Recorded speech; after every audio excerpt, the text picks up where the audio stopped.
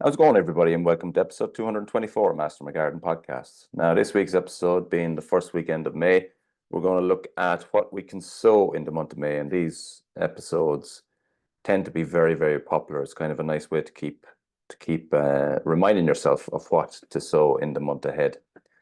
I suppose the weather over the last week has been iffy again, for want of a better word. So last week I was a little bit excited because we had a couple of days of good sunshine, and this week there has been reasonable sunshine, but quite a bit of heavy rain, and still temperatures hanging quite low, and nighttime temperatures definitely low.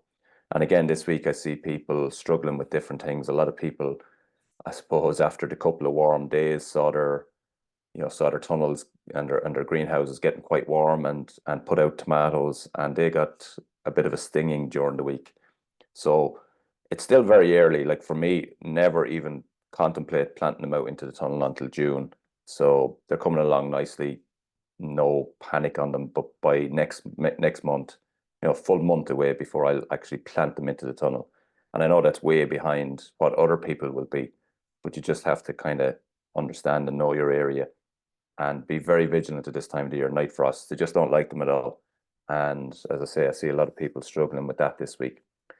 And strangely enough, if everything is perfect weather-wise and you get them into the tunnel in May, you'll get tomatoes a small bit earlier. But typically, there tends to be very little difference between something, that you get in May and something that you get in early June. Now, I know some of you listening, you may have flower trusses on your tomatoes and all that already. You may be just that step ahead and you might be just finished with your frosts, depending on your area. But for a lot of people, that extra little bit of a wait is worthwhile. And the difference, the month of growth, there might be very little catch up to do. And when plants get into the ground in June, they can catch up very quickly. And by the time you get to the end of June, you can see very little difference between those. So sometimes the risk is just not worth the reward, I suppose, is the point there. But yeah, the upcoming weeks looks like, fingers crossed, like it's a bit better again, and temperatures are coming up a nice bit, and we are looking at some kind of dry days, warm days, sunny days, and I suppose that's what we're all looking for at this stage as we enter into May. April can be funny anyway at the best of times, but I suppose we were kind of hoping for a bit better on the back of such a long, prolonged period of wet. So it's great now, hopefully, to be getting to a point where we're looking ahead to some good sunshine. And definitely this week, even in between rain showers, we did have good sunshine, good warm spells, and brightness. And I think that's needed as much as anything in terms of growth of plants. A lot of the early part of spring, there just wasn't enough light levels, and the sunshine that we've had over the last week will certainly be helping, and I can notice, big growth levels in seedlings at this stage. So with that in mind, there's loads to do in the month of May. It's probably the busiest month, and I suppose what's happening is it's the month where your beds tend to get chock-a-block, generally speaking, outside, and there is a tendency at that stage to, I suppose, hold off sowing or not sow anymore, thinking I've everything filled here. There's no more space, but really work on, keeping some level of succession going, even if your beds are full, because you take a few weeks down the line, those are going to be harvested and they're going to come out. And at that point in time, you will have space again. So just bear that in mind. And like thinking at this time of the year, earlier in the time, it might take 8 weeks to develop a proper strong plug plant to go outside or seedling to go outside. But now at this stage of the year, that can be a lot faster, sort of 4 weeks, 5 weeks, and then they need to be into the ground. So the level of time between sowing and planting is shorter. But with your beds being full this month, look ahead sort of 4 weeks, 5 weeks, 6 weeks, what's coming out over that period of time that will allow you to fill up again. And don't be afraid to take advantage of little catch crops as well. Like if you have, given space over to beds of things like cauliflower, for example, that need quite a lot of space, don't be afraid to get a little row of radishes in between there, planting some quick, catch crops of lettuce, spinach, something like that, something that you can get in get the crop out before the cauliflower actually needs that space. So you're taking advantage of that all the time. That's an important thing. And in terms of sowing, there's still loads to be sowing this month. And there's probably a few things that have dropped off. Like, for example, this month I've dropped off tomatoes off the sowing list this month, and added on a couple of things like the likes of cucumbers I'll sow this month, melons I'll sow this month, and so on. So there's a few changes here and there, but generally speaking, it's a busy month, and there's still lots that we can be sowing and continue to sow, because as I say, missed sowings will be missed sort of windows of harvest down the line. There's also a lot of annual flowers and some perennial flowers that we can sow at this time of the year. You won't get full effect from your perennials this time of the year, but you can still grow them perfectly, and they'll be forming, and you'll be creating plants for future. So that in mind, let's get into the sowing guide, and you'll just briefly run over what the long list of what can be sowed in the month. And again, spring onions is on it. Spring onions is going to be on it pretty much every month up until later on in the year, and it's a regular, little and often sort of a successional sowing of those. Then we're on to cabbage. Cabbage I would be sowing at this stage. You're looking for sort of midsummer varieties. I continue to sow Greyhound. It's just the one I like here. It's the one I use here. So small amounts of that. Then calabrese, again, you can sowing cauliflower as well. We're looking at summer varieties still here. Spinach, this going to be direct sowing. You can direct sow outside now at this stage, once the temperatures come up a small bit more, but yeah, you can direct sow those outside. Leeks, at the moment I'll be sowing, in this month I'll be sowing some summer varieties, a small sowing of those, and then I'll sow quite a big sowing of autumn varieties. And I'll probably do one more sowing slightly later of kind of an autumn stroke winter variety. And that'll give you leeks pretty much all over sort of late autumn, right through to next spring. The last of the leeks are coming out of the ground at the moment. They're basically where I'm planting in my potatoes, so I need to get them out anyway, but they're starting to run to seed now, but they're still perfectly usable, and they've been harvested over a really long period of time. Radishes, again, as I said, you can use them as catch crops, sow them regularly, little and often. They're going to be your quickest to mature, the quickest return of any vegetables you're going to sow. You're going to harvest them so quickly after sowing them. So they're worth continuing to sow and sowing regularly. Turnips, again, the same thing, quite regular enough sowings of those. Swedes, this will be your last chance to sow Swedes now, and this is kind of your autumn winter. At this stage we're starting to move into crops that are going to take you to autumn winter. So sowing of those either in a module cell or direct sow outside. Just make sure that you're tinning them out properly, that they have enough space to develop further down the line. Lettuce, again, little and often on those. If you're using something like a cut and come lettuce, or you're using a butterhead but just harvesting outer leaves and allowing it to continue to develop, you can get longer between your sowings, and that's a really good way of doing it. And then beetroot, again, direct sowing outside. Salad leaves, same as lettuce. Some of the herbs we can still do: coriander, dill, chervil, parsley. All of those can be sown still this month. You don't need a lot of any of those, but you can sow them.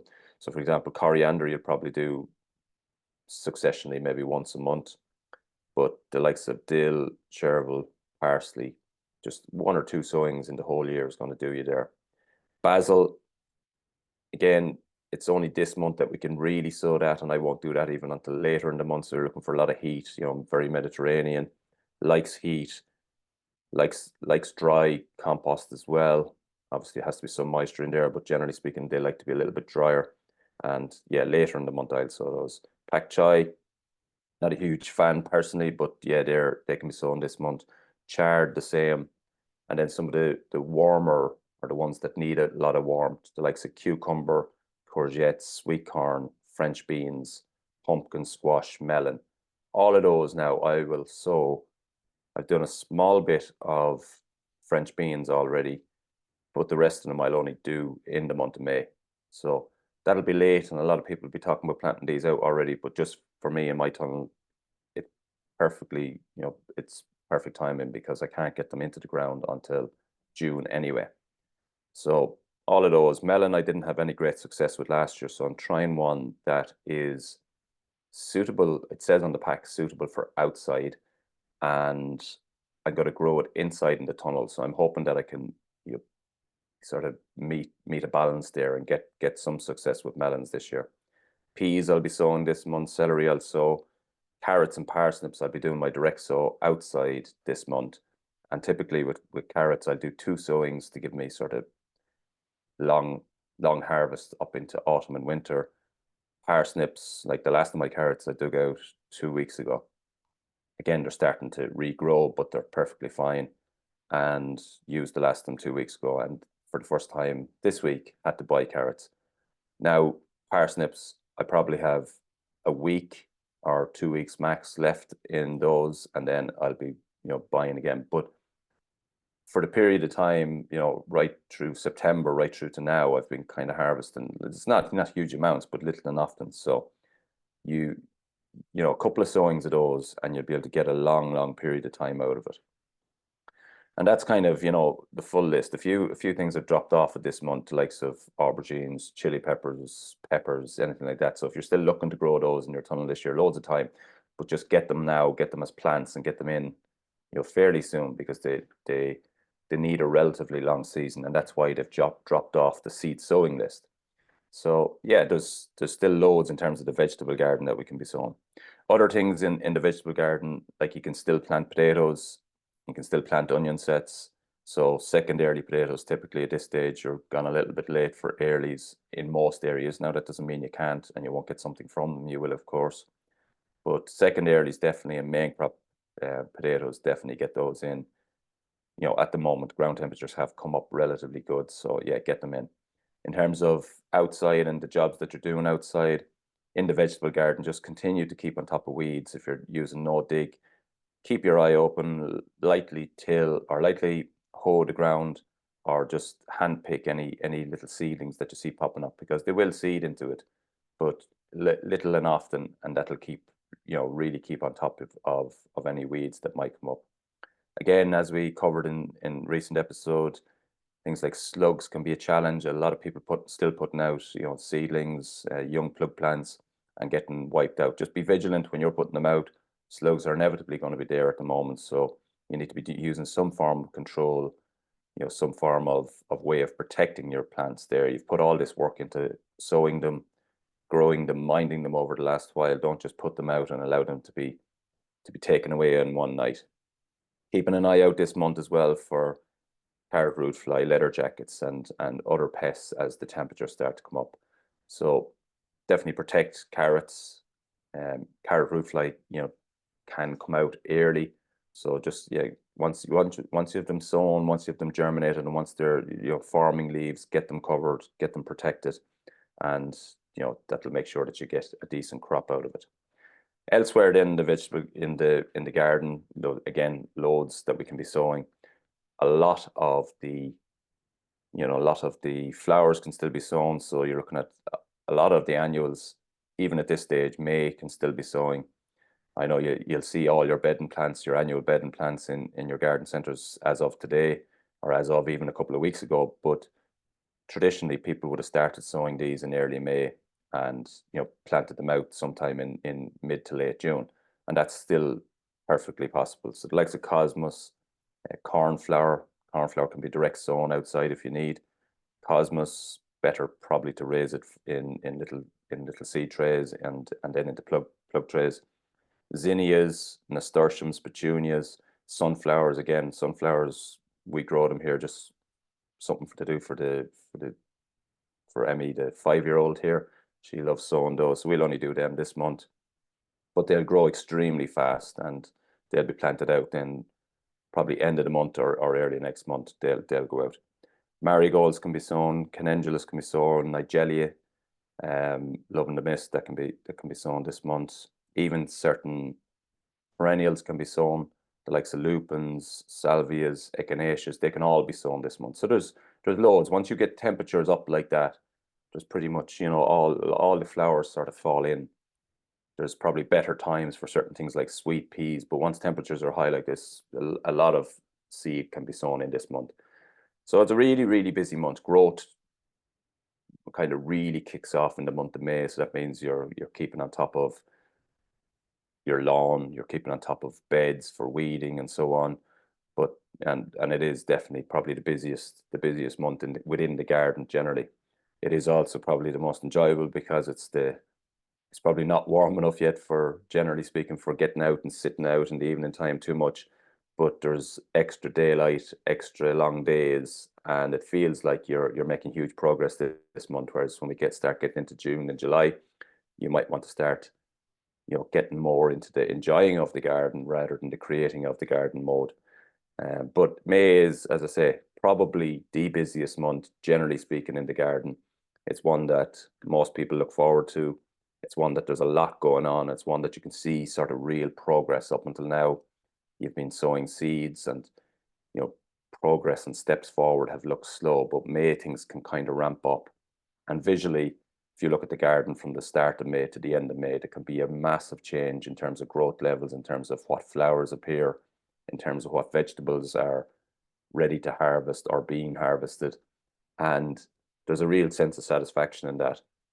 So yeah, it's a busy month, but it's a very exciting month. Some other things coming up, this weekend, for example, the RHSI have their garden show in RHS Rusbaya, so that's on Sunday. And yeah, there's always a great event.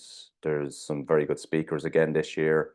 Lots of very good plant sales at it. I was up there last year actually, and the plant sales were brilliant.